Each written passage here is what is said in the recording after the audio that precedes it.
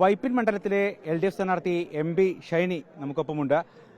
എറണാകുളം ജില്ലയിലെ ഇടതുപക്ഷത്തിന്റെ സമര പോരാട്ടത്തിന്റെ ഒരു മുഖമായിരുന്നു ഒരു കാലത്ത്. ഞാനത് പറയാൻ കാരണം 2006 മലയാളം വാരികയിൽ വന്ന ഒരു കവർ ഫോട്ടോ ഇപ്പോൾ കാണുകയുണ്ടായി.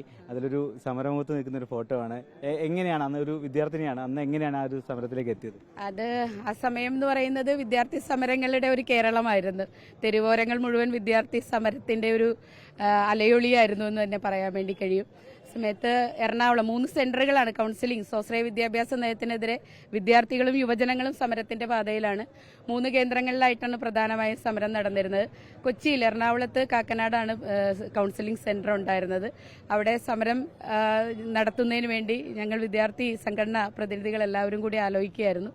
ആ സമയത്താണ് ആ മുഖചിത്രത്തിന് ആധാരമായിട്ടുള്ള സംഭവമൊക്കെ നടക്കുന്നത്.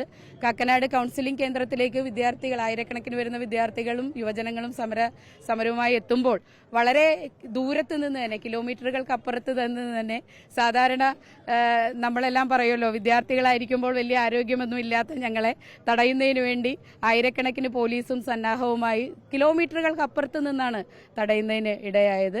അപ്പോൾ തടഞ്ഞു കഴിഞ്ഞപ്പോൾ സ്വാഭാവികമായും കൗൺസിലിംഗ് നടക്കരുത് എന്നുള്ള നിലയിൽ അത് സ്വാശ്രയ വിദ്യാഭ്യാസം എന്നുള്ളതിനല്ല, അതൊരു ശരിക്കും വിദ്യാർത്ഥികളെ, സാധാരണക്കാരന്റെ കുട്ടികളെ വിദ്യാഭ്യാസത്തിൽ നിന്ന് അല്ലെങ്കിൽ ഉന്നത വിദ്യാഭ്യാസത്തിൽ നിന്ന് അകറ്റി നിർത്തുന്നതിനെതിരായിട്ടാണ് വിദ്യാർത്ഥി സംഘടന അന്ന് പ്രതികരിച്ചത്. അത് ആ നിലയിൽ തന്നെ സമരം വിജയിക്കണമെന്ന് ഞങ്ങൾ ആഗ്രഹിക്കുകയായിരുന്നു.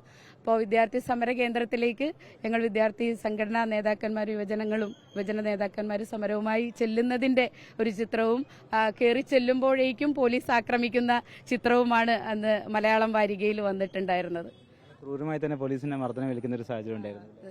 ഒരുപാട് വിദ്യാർത്ഥി സഖാക്കൾ അന്ന് ക്രൂരമായി മർദ്ദനമേൽക്കുകയുണ്ടായി. അന്ന് എന്റെ കൂടെ സമര കേന്ദ്രത്തിലേക്ക് ഓടിയെത്തിയ ഇന്ന് പാർട്ടിയുടെ CPM ജില്ലാ കമ്മിറ്റി അംഗമായിട്ടുള്ള പ്രിയ സുഹൃത്ത് അഡ്വക്കേറ്റ് TV അനിത ഉൾപ്പെടെയുള്ള ഒരുപാട് സഖാക്കൾ ക്രൂരമായ മർദ്ദനമേൽക്കുകയുണ്ടായി.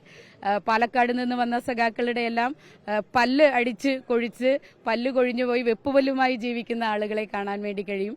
ഗ്രനേഡ് ഉപയോഗിച്ച് കാല് തകർന്ന് ജീവിക്കുന്ന ജോഷിച്ചേട്ടൻ ഉൾപ്പെടെയുള്ള ആളുകളെ തൃശ്ശൂർ ഇപ്പോഴും കാണാൻ വേണ്ടി കഴിയും. ഒത്തിരി ആളുകൾ, അവർക്ക് എന്നേക്കാൾ കൂടുതൽ മർദ്ദനമേറ്റ ഒരുപാട് ആളുകൾ ആ സമരത്തിന്റെ ഭാഗമായി കേരളത്തിലുണ്ടായിട്ടുണ്ട്. അതിനുശേഷം സംഘടനാ പ്രവർത്തനം, ജില്ലാ പഞ്ചായത്ത് അംഗം, ഒടുവിൽ ഇതിപ്പോൾ വൈപ്പിൻ സ്വന്തം മണ്ഡലത്തിൽ തന്നെ സ്ഥാനാർത്ഥിയായി വരുന്നു.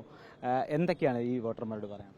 വോട്ടർമാരോട് ഞാൻ നിരന്തരമായി പറയുന്ന കാര്യമാണ്, തെരഞ്ഞെടുപ്പിന്റെ ഭാഗമായിട്ട് മാത്രമല്ല, വൈപ്പിൻകര പ്രത്യേകതയുള്ള ഒരു സ്ഥലമാണ്.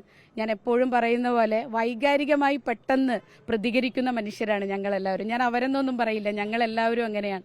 വളരെ പെട്ടെന്ന് സന്തോഷം വരികയും വളരെ പെട്ടെന്ന് സങ്കടം വരികയും ചെയ്യുന്ന വളരെ സാധാരണക്കാരായ മനുഷ്യരാണ് ഈ വൈപ്പിൻകരക്കാർ. അതുകൊണ്ട് തന്നെ ഞങ്ങൾ ഇവിടുത്തെ ആവശ്യങ്ങളെല്ലാം വളരെ ലളിതമാണ്. ഞങ്ങളുടെ ജീവിതവുമായി ചുറ്റപ്പെട്ട് കിടക്കുന്ന ചെറിയ ആവശ്യങ്ങളാണ് പലപ്പോഴും ഉള്ളത്. കുടിവെള്ളം ഉൾപ്പെടെ, കടൽക്ഷോഭം തടയാൻ ആവശ്യമായ, വേലിയേറ്റ വെള്ളപ്പൊക്ക പ്രശ്നം അവസാനിപ്പിക്കാൻ, ഞങ്ങൾക്ക് അന്നന്നത്തെ ജീവിതം മുന്നോട്ട് പോകാൻ ആവശ്യമായിട്ടുള്ള സാമ്പത്തികം ഉൾപ്പെടെ ലഭിക്കുന്ന ചെറിയ ആവശ്യങ്ങളാണ് പലപ്പോഴും ഉള്ളത്.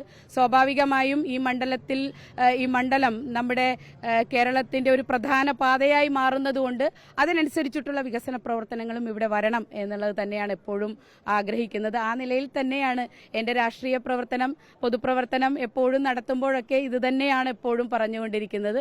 അത് തന്നെയാണ് ഇപ്പോഴും പറഞ്ഞുകൊണ്ടിരിക്കുന്നത്. എല്ലാവരുമായും ആശയവിനിമയം നടത്തിക്കൊണ്ട്, എല്ലാവരുമായും വിഷയങ്ങൾ ആരാഞ്ഞുകൊണ്ട്, അഭിപ്രായം സ്വീകരിച്ചുകൊണ്ട് ഒരു വികസന പദ്ധതി, അതാണ് ഇടതുപക്ഷത്തിന്റെ നയം. ആ നയം തന്നെ തുടരണം എന്നാണ് ആഗ്രഹിക്കുന്നത്. ഇടതുപക്ഷം തുടരും, ഇത് ഉറപ്പാണ്. 3.0 കേരളത്തിലുണ്ട്, അത് തന്നെ വൈപ്പിലും ഇടതുപക്ഷം ഉറപ്പാണ്.